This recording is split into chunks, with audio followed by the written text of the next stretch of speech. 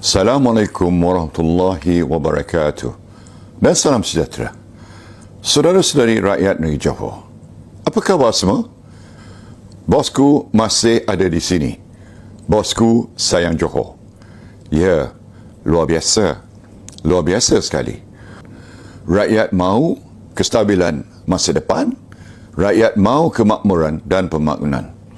Rakyat mahu mengakhiri kemulut politik dan mara ke hadapan. Dan bagi saya dan Barisan Nasional, hanya dengan satu caranya.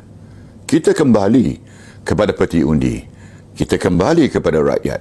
Inilah prinsip dan sistem demokrasi. Pilihlah kestabilan.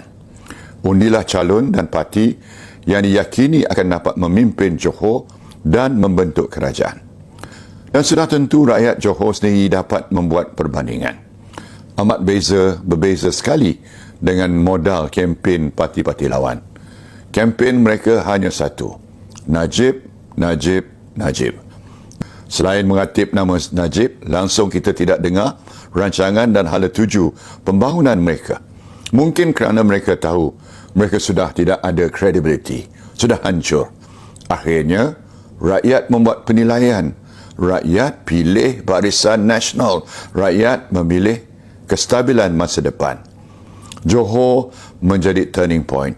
Johor menjadi pembetulan. Johor menjadi kebangkitan semula dan pemangkin untuk pembangunan Malaysia. Saya yakin Johor akan bertambah baik, stabil dan makmur.